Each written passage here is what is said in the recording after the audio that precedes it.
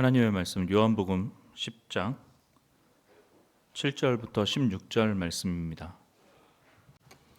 그러므로 예수께서 다시 이르시되 내가 진실로 진실로 너희에게 말하노니 나는 양의 문이라. 나보다 먼저 온 자는 다 절도요 강도니 양들이 듣지 아니하였느니라. 내가 문이니 누구든지 나로 말미암아 들어가면 구원을 받고 또는 들어가면 나오며 꼴을 얻으리라. 도둑이 오는 것은 도둑질하고 죽이고 멸망시키려는 것뿐이요 내가 온 것은 양으로 생명을 얻게 하고 더 풍성히 얻게 하려는 것이라. 나는 선한 목자라. 선한 목자는 양들을 위하여 목숨을 버리거니와 삭구는 목자가 아니요 양도 제 양이 아니라. 이리가 오는 것을 보면 양을 버리고 달아나나니 이리가 양을 물어가고 또 해치느니라. 달아나는 것은 그가 삭군인 까닭에 양을 돌보지 아니함이나. 나는 선한 목자라. 나는 내 양을 알고 양도 나를 아는 것이 아버지께서 나를 아시고 내가 아버지를 아는 것 같으니 나는 양을 위하여 목숨을 버리노라. 또 이 우리에 들지 아니한 다른 양들이 내게 있어 내가 인도하여야 할 터이니 그들도 내 음성을 듣고 한 무리가 되어 한 목자에게 있으리라. 아멘.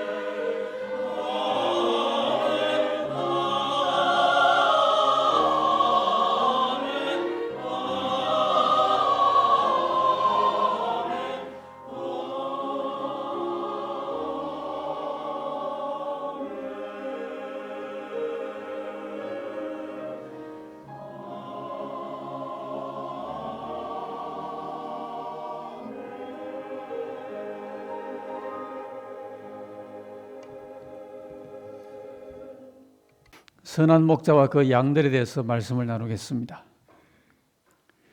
올해 1년 가까이 우리가 살아왔는데 그 사람의 이 삶에 대해서 두 가지 인식이 가능합니다. 하나는 그 살아온 삶을 내가 살았다라는 생각입니다.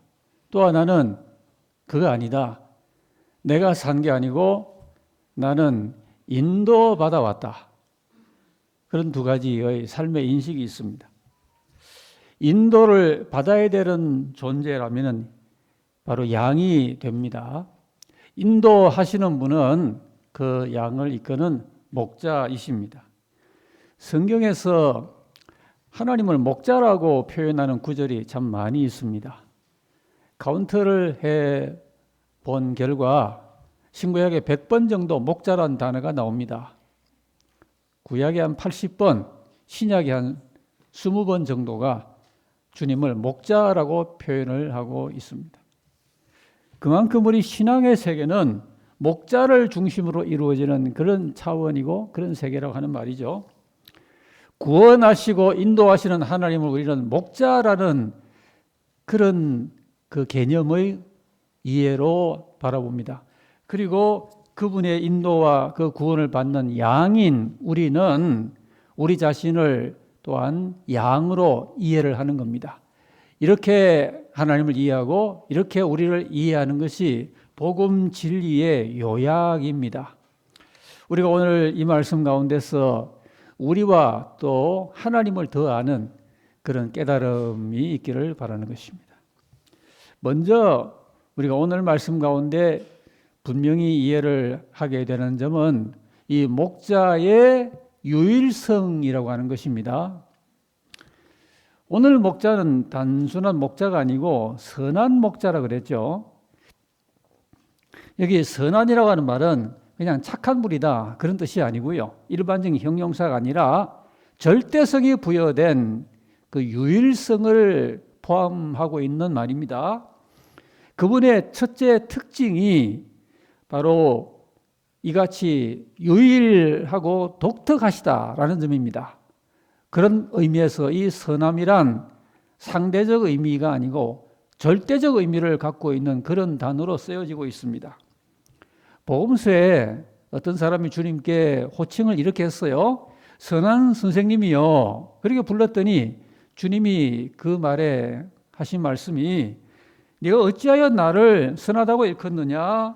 하나님 한 분 외에는 선한 이가 없느니라 그랬습니다. 우리가 착하다는 말을 얼마나 많이 씁니까?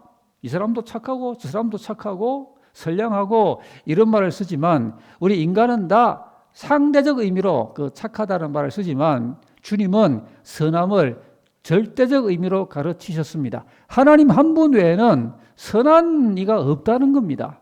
그런 의미에서 이 선함은 유일성을 가리키고 있고요.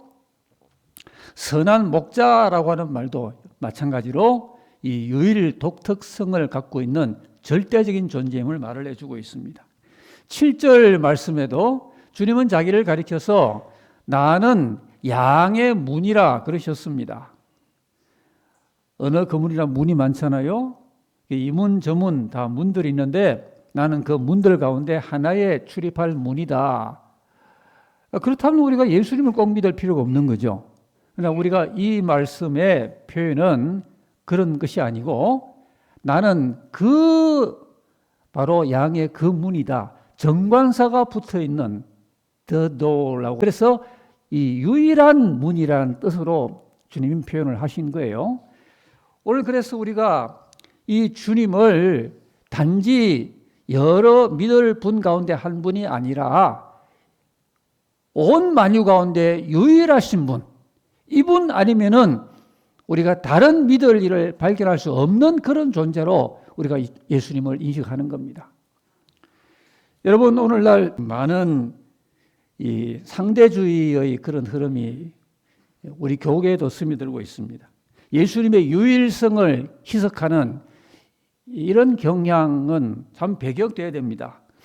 예수님은 훌륭하시다 이런 말은 하면서도 슬며시 예수님 옆자리에 다른 인물을 거기에 두는 어떤 주장도 어떤 운동도 옳지 않은 것이죠.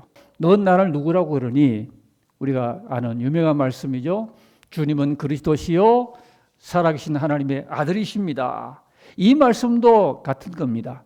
유일하고 독특한 분이기 때문에 예수님 당신을 믿습니다.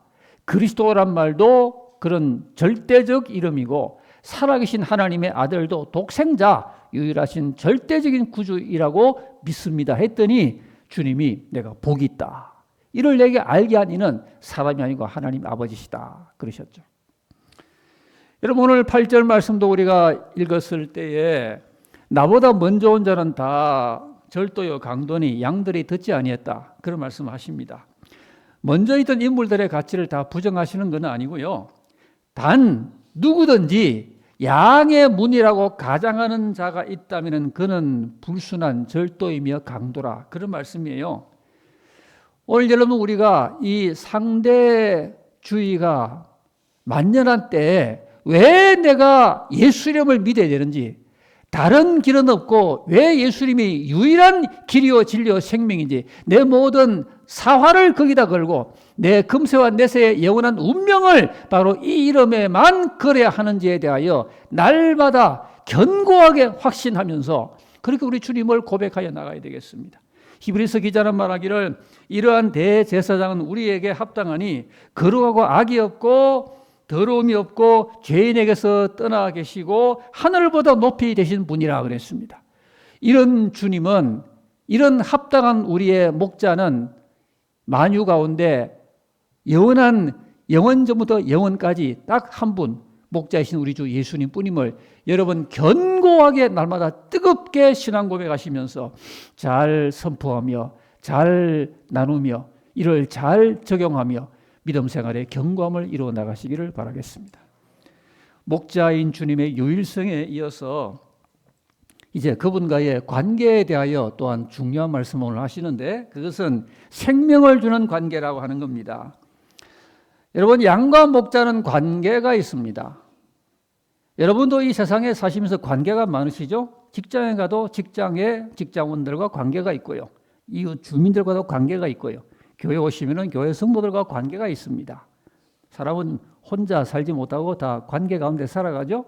그런데 그 관계가 어떤 관계냐 하는 겁니다. 여기 주님 목자인 예수님과 우리의 관계는 생명적인 관계라고 하는 것입니다. 세상에 많은 관계가 있어도 생명적인 관계는 주님과 나와의 이 관계밖에 없습니다. 세상의 관계는 단지 친분이고 물질을 위한 것, 어떤 나의 그 인간적인 취향을 위한 것이지 생명적인 관계는 아니에요. 여러분 누군가가 여러분에게 생명을 주는 그런 관계가 예수님 외에 또 있습니까? 선한 목자는 양에게 생명을 주는 존재예요.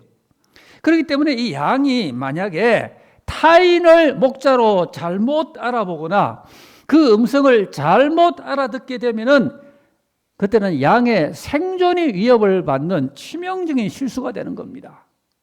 우리가 예수를 믿을 때요, 이 주님과의 나의 이 사활적인 관계성을 이게 견고해지도록 이걸 잘 유지하도록 우리가 금연에 늘 신경을 쓰는 게 필요합니다. 그런데 문제는 이 본문에 나오는 도둑이라고 하는 존재입니다. 그리고 또 도둑 외에 사꾼이라고 하는 그런 존재도 나옵니다. 이 둘 다 선한 목자는 아니죠. 그런데 이 도둑이 목자를 가장을 합니다. 좀 서툰 양은 도저히 못 알아볼 정도로 완벽하게 목자라고 가장을 하는 겁니다. 그러니까 많은 양들이 기만당하는 겁니다. 이게 여러분 영적 현장에서 일어나고 있는 영적인 실존이며 우리의 현실입니다. 오늘 10절 말씀에도 도둑이 온다 그랬어요. 도둑이 오는 것은 도둑질하고 죽이고 멸망시키려는 것뿐이고 양을 향하여 바로 내가 온 것은 생명을 얻되 풍성히 얻게 하려고 나는 왔다. 그러나 도둑은 이 결과가 도둑질하고 죽이고 멸망시키는 이 결과를 주려고 오는 것뿐이다.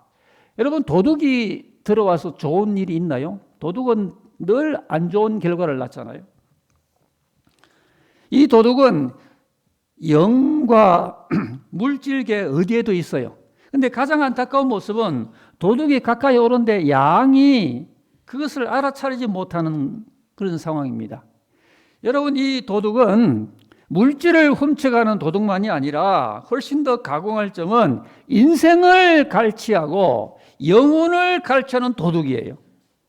근데 양이 그렇게 지금 내 영혼이 갈취를 당하고 도둑질을 당하고 죽임을 당하고 심지어 멸망을 당하는 위험에 있다는 것을 스스로 모르고 있다면 얼마나 가련합니까? 물질의 도둑이 들면은 물질의 손해를 보는 것이지만은 영혼의 도둑과 기만을 당하면은 영적인 탈취와 죽임과 멸망을 당합니다. 그래서 이거는 바로 식별력이고 분별력입니다. 양은 이 도둑과 선한 목자를 분별할 줄 알아야 됩니다. 자기 목자가 휘파람을 불거나 하면은 자기 목자 알아보고 그쪽으로 가야지 딴 동네 가면 안 되죠. 그리고 또한 그 목자의 그 사랑을 받는 가운데 이 양은 이런 분명한 식별력을 가지고 우리 하나님의 인도하심 안에 늘 복되게 거할 수 있는 기본적인 영적 자질이 필요하단 말입니다. 우리 신앙에도 여러분 이런 자질을 훈련을 하셔야 됩니다. 무슨 자질입니까? 내가 양으로서 기본적으로 내 목자를 알아보는, 그리고 내 목자의 음성에 귀를 기울일 줄 알고 내 목자를 내가 영의 눈을 떠서 볼 줄 아는 이런 눈과 귀를 늘 함양하는 자질입니다. 우리가 이걸 가져야 주님과 나의 복된 관계가 계속 이루어져 나갈 수가 있다라는 것입니다. 선한 목자를 따라가다가 복받거나 아니면 반대로 도둑을 따라가다가 내 영혼이 손해를 보거나 하는 것은 결국 양의 선택입니다. 여러분 믿음 생활 하실 때 이 눈을 받으세요. 이 귀를 받으세요. 성경은 귀 있는 자, 눈 열린 자를 얼마나 축복합니까? 그래서 우리가 이러한 기본적인 자질을 가지고 목자인 주님만 따라가는 이 일에 조금 더 우리가 피해를 당하지 않아야 됩니다. 여러분 일제강점기 때 우리가 알고 있는 것처럼 일본이 중일전쟁의 그 전후에 신사참배를 강요하고 그러다가 재차 강요를 하니까 가톨릭은 저 로마 교황청의 허락을 받아서 결국 신사참배에 응하게 되고 감리교도 순순히 그걸 받아들이게 됐습니다. 장로교는 한때 반대하다가 1938년도 총회가 신사참배를 결의함으로 결국 목회자들이, 목사님, 장로님들이 솔선해서 일본 그 우상을 참배하는 일에 앞장을 섰습니다. 그 생각해 보면 20세기 초에 하나님의 은혜가 함흥, 평양 일대 전 세계 교회가 놀랄 정도의 놀라운 기독교 부흥이 일어나서 그렇게 활발하게 교회 부흥의 꽃을 피웠던 조선 교회가 타락한 지도자와 함께 온 그 교회가 더불어 타락을 하는 것을 면치 못하게 되었어요. 잘 분별해서 앞서가고 잘 따라가는 것과 분별 못하고 잘 이끌지 못하고 잘 이끌지 못하는 것과 하늘 땅 차이가 나는 것입니다. 그러니까 여러분 예수 그냥 믿는 게 아니라 식별력을 가지고 믿는 거예요. 이런 기본 자질을 가져야 양의 복을 받는 거예요. 내가 교회에 등록한다고 그냥 양의 복 받는 게 아니라 복 받는 양은, 복 주는 그 목자를 알아차리고 식별하여 따라갈 기본적인 자질은 있어야 되지 않겠습니까?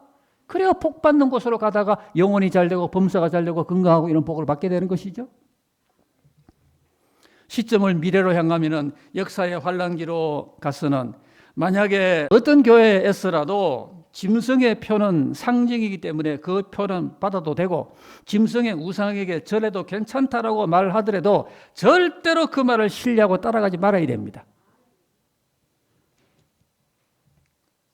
세상사도 국민들은 모든 것에 우리가 기도 생활을 하시면서 모든 것에 신중하고 지혜롭게 잘 분별해야 우리가 우리 후손들의 그 미래를 복되게 하는 선택이 될 수가 있는 것이죠. 신앙생활은 더더욱 그렇습니다. 분별의 눈을 부릅뜨고 믿으시기 바랍니다. 마지막 때 중요한 징조는 미혹이라 그랬습니다. 미혹이란 말은 단순한 유혹하고 달라서 아주 사악하고 깊게 그리고 포괄적으로 많은 사람들을 영적으로 잘못 이끄는 것을 미혹이라 그럽니다. 그러니까 여간 준비 안 된 영혼은 그 미혹에 넘어가 버리는 겁니다. 못 식별하는 겁니다. 큰일 나는 거죠. 주님은 말세 징조의 첫 번째로 미혹을 말했어요. 그리스도가 여기 있다 저기 있다 해도 그들을 따라가지 마라 그랬어요. 어떤 어린아이가 자기 부모와 도둑을 분별 못하면 어떻게 되겠습니까? 하와는 뱀의 미혹을 뿌리시지 못하고 그 말을 따라가다가 자기도 온 인류도 사망에 이르게 하지 않았습니까? 그러므로 이 식별과 이 분별은 생명이에요. 생명주는 선한 목자만 따라가는 식별력이 있게 되시기를 부탁하겠습니다. 다음에는 선한 목자의 이 현저한 또 하나의 특징인데 그것은 선한 목자의 진정성에 관한 것입니다. 11절 오늘 말씀에 이 선한 목자만의 아주 감사하고 너무도 중요한 이 진정성, 이 특징이 나오는데 선한 목자는 양들을 위하여 목숨을 버린다 그랬습니다. 물질을 버린다. 어떤 다른 혜택을 주는 정도, 다른 희생을 하는 정도가 아니라 자기 목숨을 버린다는 거예요. 여러분 세상에도 착하게 보이는 듯한 그런 일들이 흔치는 않지만 있습니다. 단 목숨을 버리지 않는 것까지입니다. 내 목숨은 놔두고 내 자아는 놔두고 그 외에 다른 건 하겠다는 겁니다. 살려고 하는 거 아니냐? 근데 내가 죽는 것은 그건 다른 문제다. 이렇게 어떤 최후의 선을 남겨두고 착한 일을 해도 그렇게 하죠. 그러나 이래 가지고서는 진정한 섬김이 곤란합니다. 마가복음 10장에 우리 주님은 유명한 섬김의 그 본질이 뭔지를 말씀하셨죠. 인자가 온 것은 섬김을 받으려 함이 아니라 도리어 섬기려고 자기 목숨을 많은 사람의 대속물로 주려 함이라 그랬습니다. 목숨을 주는 거예요. 결국 진정한 섬김은 죽는 것입니다. 남을 위해 죽는 것입니다. 다른 사람을 섬기기 위하여 봉사하는 척 하는 것이 아니고 진정한 섬김은 참으로 죽는 것입니다. 도둑과 사꾼은 아무리 이거는 모방하려 해도 자기 목숨을 내어놓지를 못합니다. 고린도전서 4장 15절에 그리스도 안에서 1만 스승이 있으되 아비는 많지 아니하다 그랬습니다. 1만 스승이라는 것은 단순한 지식 전수자를 가리키고요. 아비라는 존재는 목숨을 내놓는 존재를 말합니다. 여러분 우리 주님은 이 땅에서 좋은 설교만 하신 분이 아니라 이 땅에서 단지 사람들을 가르치는 일만 하신 것이 아니라 주님이 선한 목자가 되신 그 클라이맥스는 죽어주신 겁니다. 그리고 그 공생의 모든 기간 동안에 주님은 주님 자신이 그랬기 때문에 주님 자신이 하나님의 아들이시지만은 그 아들의 신성을 비우시고 자기를 비우시고 종의 형체를 가지시고 그리고 자기를 부인하시고 그리고 날마다 아버지 뜻 안에서 나아가셨기 때문에 자기를 따르는 자들에게도 그렇게 말씀하셨죠.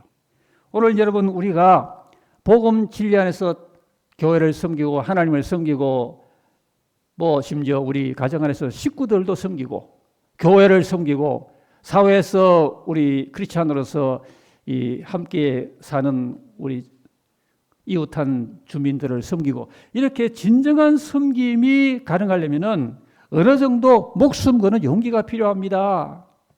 그렇지 않으면은 하나님 앞에 상달되는 섬김은 될 수가 없다는 말입니다. 여러분 창세기 22장에 아브라함이 하나님의 명령을 따라서 자기 순종을 입증하기 위하여 독자를 바치려 걸 때 아브라함이 이삭을 죽이는 척 했겠습니까? 아니죠. 실제로 죽이려고 했습니다. 아브라함이 이삭을 죽이려 한 것은 자기를 죽이려 하는 겁니다. 자아가 죽는 겁니다. 그때 하나님이 스톱! 이제야 내가 나를 참으로 경외한 줄, 나를 믿는 줄 알았다라고 말씀하시죠. 지난주도 그런 말씀드렸죠. 신앙의 진정성은 죽기까지 있습니다. 죽기까지. 내가 죽도록 충성하라. 그래야만 내가 생명의 멸령을 받으리라 그러셨습니다. 자아를 그리고 목숨을 붓는 이런 리더가 많아지는 공동체는 진정 미래가 밝아올 것입니다. 주님은 목숨을 버리는 선한 목자의 섬김을 우리에게 또한 선언하셨고요. 그 다음은 서로 양과 목자 사이에 긴밀한 지식이 얼마나 중요한지를 말씀하셨어요. 여러분, 양과 목자는 그 관계가 실질적인 관계입니다. 주님은 우리에게 나를 믿어서 열매를 맺고 복받고 승리하는 사람은 내 안에, 나도 그 안에 있는 사람이다 그랬습니다.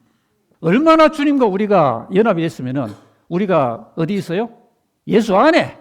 주님은 어디 계셔요? 내 안에. 가장 예수 제대로 믿는 사람, 이런 사람이. 내가 예수님 안에, 예수님이 내 안에. 얼마나 주님과 우리가 긴밀하면은 우리가 이러한 이 은혜에 관하여 우리가 신앙의 푯대로 삼게 되는 것이죠. 오늘 14절 말씀에 이런 지식을 말씀을 하고 있어요. 나는 선한 목자라. 그 선한 목자는 어떤 목자예요? 나는 내 양을 알고 또 양도 나를 안다 그랬습니다. 여러분, 우리가 이렇게 예수를 믿게 되시기를 바랍니다. 우리가 예수님을 알고 예수님도 나를 아시고, 여러분, 주님이 여러분 아신다고 하는 걸 믿으세요?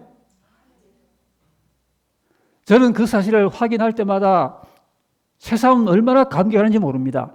아, 하나님이 나를 아신다 그러시네. 아, 그러셨어요. 하나님이 나를 아시고, 그리고 우리가 함부로 살 수 없죠. 그분이 나를 아시고 나를 쳐다보시는데, 그리고 나도 그분을 알고, 이런 긴밀한 관계를 늘 맺고 유지하고 살라는 겁니다. 그래야 이 위태한 시대에 제대로 보호받고 제대로 축복받고 제대로 기도응답받고 제대로 인도받고 산다는 거예요. 여러분, 이 지식은 양과 목자와 양방향인 그 양방으로 서로 함께 오가는 그런 방향성을 말합니다. 신앙이란 건 여러분 성숙할수록 양방향적입니다. 그래서 너희가 내 안에 내가 너희 안에 이 양방향적이잖아요. 이제 믿은 지 얼마 안 되시는 초신자분들 보면 기도를 해도 한 10분 혹은 한 30분 그저 주여 주여 이거 해주시고 저거 해주시고 이것도 허락하시고 저것도 응답하시고 그리고 아멘 하고 이제 안녕히 계세요 하고 이제 기도 끝내는데요. 일방적이잖아요. 그런데 양방향적으로 교통하는 사람은 기도하면서도 주님으로부터 뭔가를 듣습니다.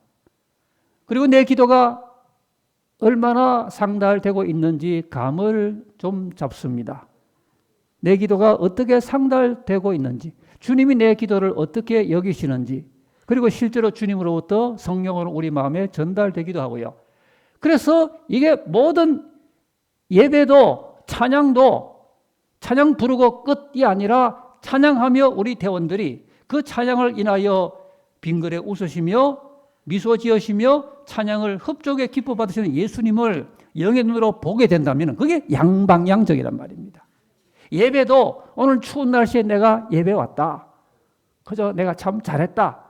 가 아니라 내가 어떤 마음으로 지금 참석하여 내 예배를 하나님 지금 기쁘게 보고 계신다는 걸 확인하고 이 예배가 양방향, 쌍방향적 예배로 계속 우리가 더 성숙해져 간다면 우리 예배가 얼마나 희망적이 되겠습니까?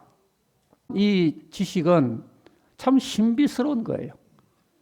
그러니까 주님의 양은요, 주님의 음성 쪽으로 끌립니다. 사람이 라디오를 틀 때도 좋아하는 사람이 그 음악이나 자기 프로에 맞게 그 채널을 맞춰 듣잖아요. 이 주님의 양은요, 주님의 채널을 틀게 되어 있습니다. 다른 채널은 뭐 틀다가 나오면 꺼버리고 주님의 음성 채널을 듣게 되어 있단 말입니다. 그래서 주님의 음성이 그에게 결국 다가옵니다. 그래서 주님의 음성과 그의 지식이 마음에 차곡차곡 쌓입니다. 결국 이로 인하여 주님을 따라가게 되는 거죠. 이건 참 신비한 영적인 본능이에요. 우리는 여러분 주님의 음성이 결국 여러분의 영혼 속에 이렇게 축적될 수 있도록 그런 주님의 음성 가운데 내 영혼이 날마다 건강하게 될 수 있도록 우리의 영적 본능을 주님께로만 향하며 믿음생활을 해나가야 되겠습니다. 이 지식은 영적인 생명에 직결되는 것입니다.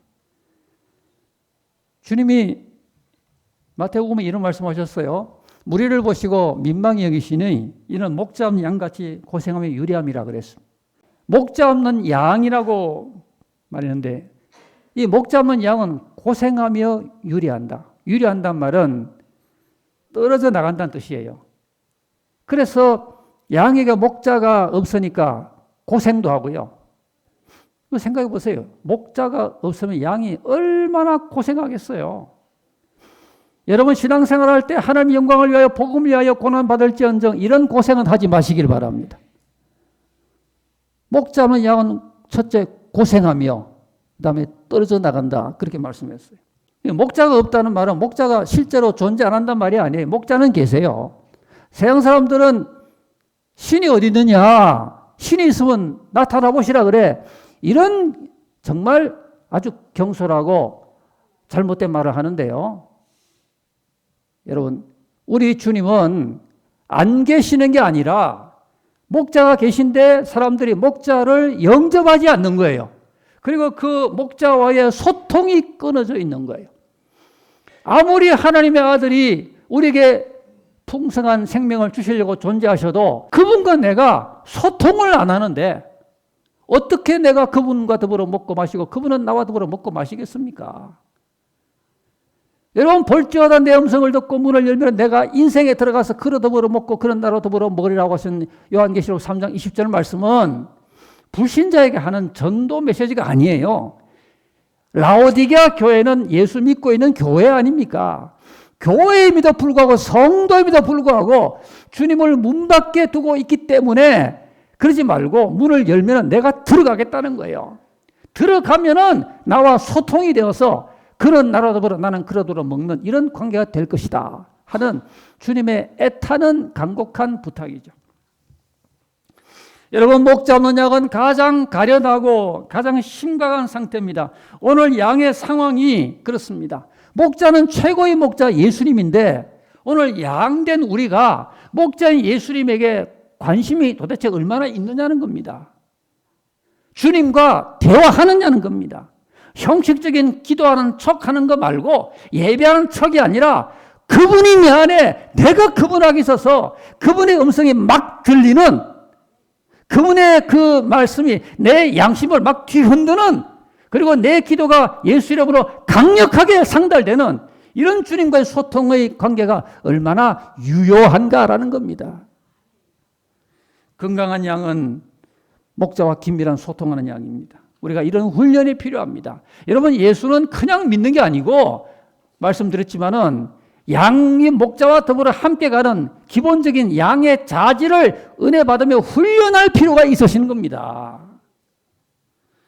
삶의 모든 일에 주님의 음성을 듣고 그리고 모든 인도를 받아서 큰 문제든 적은 문제든 주님과 소통하는 양은요 모든 일을 내가 어떻게 할까 어떤 특정한 걸 내가 할까 말까 주님에게 물어보고 주님의 대답을 듣고 주님이 예스 하면 하고 주님이 서라 그러면 서고 가라 그러면 가고 이게 이스라엘을 인도하신 구름기둥 불기둥으로 보인 하나님의 임재의 은혜 아니겠습니까?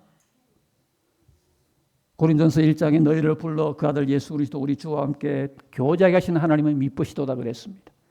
하나님은 저와 여러분이 예수님과 교제하도록 독생자를 주신 줄 믿으시기 바랍니다. 교제하셔야 돼요. 절대로 혼자 사지 마세요. 마지막으로 오늘 16절 말씀에 이 선한 목자는 우리에 들지 아니한 다른 양을 인도하시는 일을 하신다 그랬어요. 자, 이 우리에 들지 아니한 다른 양을 인도한다는 것은 주님의 이방 선교 비전을 말씀하고 있습니다. 여러분, 교회가 그저 우리 교회만 생각하면 안 되고요. 지금 주님은 눈앞에 있는 12제자 그리고 이스라엘만이 아니라 이제는 이 우리에 들지 않은 양들이기 때문에 열방을 관심하시고 이방 땅끝까지 선교를 지금 관심하시면서 내가 그들도 인도하리라, 그들도 한 목자 안에 있게 하리라, 그런 말씀을 하고 계세요. 우리가 지나친 개교회주의나 혹은 사회복음주의 이런 게 아니라 주님의 이 비전으로 나아가야 됩니다. 우리 교회 청년부 연령위에 비전부 연령의 부서가 있습니다. 비전부라 그럽니다. 제가 그때 기도하는 마음으로 이 비전으로 그 연령대에 속한 우리 비전부 회원들이 이 주님의 비전으로 충만하시라고 비전부라고 명명을 했어요. 그 연령대 우리 성도들은 다 비전부에 가셔서 함께 찬양하고 섬기고 큰 은혜 그렇게 사랑 나누시기 바라겠습니다. 여러분, 초림의 주님은 이스라엘에게 복음을 전하라고 그렇게 분부하셨습니다. 마태복음 10장에 보면은 12제자를 보내면서 이방인의 길로도 가지 말고 사마리아 동네도 가지 말고 차라리 이스라엘의 잃어버린 영혼들에게로 가라. 주님 그렇게 명령하셨어요. 본래 이 열방은 우리 한국 같은 나라는 본래는 이 우리에 들지 않았어요. 그러나 이 구원의 울타리가 이제 하나님의 때가 되매 이스라엘을 초월하여 열방으로까지 확장이 된 거로 오늘 대한민국이 저와 여러분이 예수 믿고 구원받게 되는 것을 우리가 얼마나 감사해야 되겠습니까? 교회와 선교는 이스라엘의 구원과 연동이 됩니다.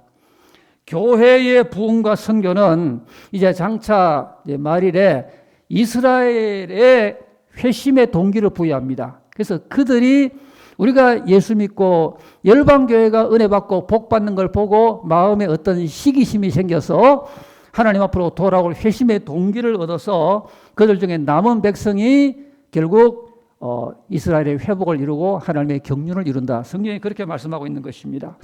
여러분, 이런 것처럼 오늘 우리가 이 선교 어떤 의미에서 선교 이전에 우리가 예수 믿고 하나님의 은혜 받고 예수 믿고 예수님 닮아가고 예수 믿고 사람이 착하고 올바르고 정직하고 겸손하고 진실하고 예수 믿고 영혼이 잘되고 예수 믿고 범사가 잘되고 예수 믿고 영육간에 건강하고 이렇게 예수 믿고 승리하고 복받는 모습을 우리가 보여주면서 예수를 믿을 때에 예수 안 믿는 어떤 이웃이나 저 지금 안 믿는 이스라엘 같은 쪽에서 우리를 보고 저 동성교회 교인들이 예수 믿고 저렇게 복받네, 나도 예수 믿어서 저 복받는 저들처럼 예수 믿고 복받아야겠다, 이런 마음이 들게 하는 것이 우리 먼저 믿는 성도의 기본적인 의무가 아니겠습니까?